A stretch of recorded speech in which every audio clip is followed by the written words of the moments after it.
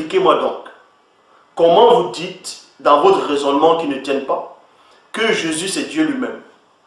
Que Dieu lui-même il descend, selon Philippiens 2, 5 à 9, ayant les sentiments qui étaient en Christ, lequel existant en forme de Dieu, n'a point regardé comme une proie arrachée d'être égal à Dieu, mais s'est débrouillé lui-même en prenant une forme de serviteur, en devenant semblable aux hommes, ayant paru comme un simple homme, s'est humilié sur la croix.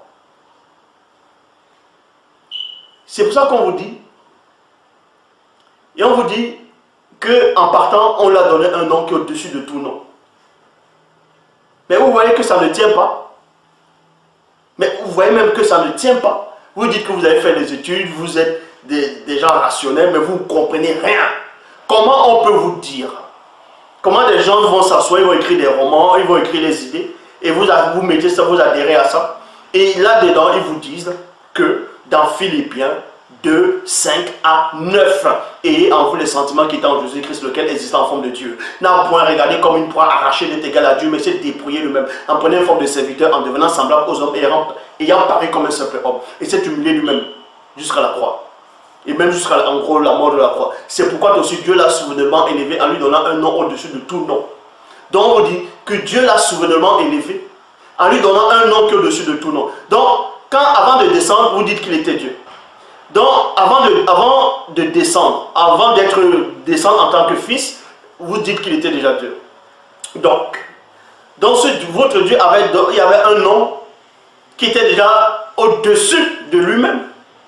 Vu que c'est quand il devient fils, que quand il va hériter toutes ces choses, c'est quand il va vaincre, qu'il va monter. Maintenant, on lui donne un nom qui est au-dessus de tout nom. Donc, le nom là était où avant?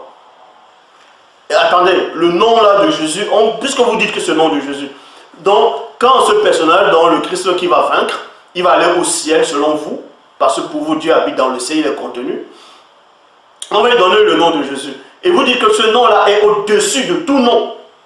Que enfin quoi, ce nom là, tout genou fléchisse dans les cieux, sur la terre, plus bas que sur la terre. On vous dit que c'est ce nom.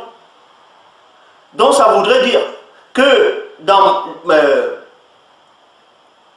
Zacharie 3.3, ce nom qui est au-dessus de tout nom, il y avait déjà un homme qui avait ça sur terre, avant même que votre soi-disant Dieu ne descende. Donc vous comprenez qu'un homme, un humain, avait déjà un nom qui dépassait même le nom de soi-disant Jésus. Et non mais sérieux, vous avez quoi dans le cerveau? C'est la bouillie. Donc, dans Luc 3, 29, on vous dit fils de Jésus. Donc il y avait un personnage avant même votre soi-disant Christ qui portait déjà soi-disant le nom qui est au-dessus de tout nom.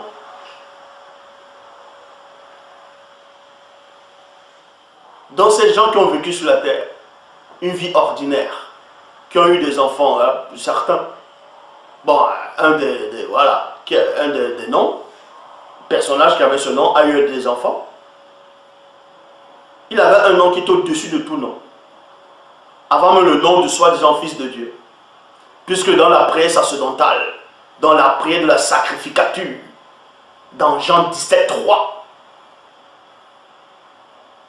quand il dit la vie éternelle consiste à te connaître, toi le seul vrai Dieu. Mais, toujours dans cette prière, il dit quoi?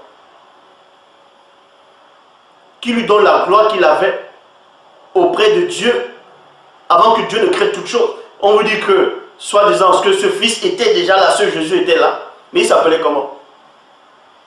Donc le nom qu'il avait à cette époque, avant de descendre sur terre, n'était pas plus important que le nom du personnage dans Zacharie 3.3. Donc vous voyez que vous êtes dans un délire, dans une confusion totale.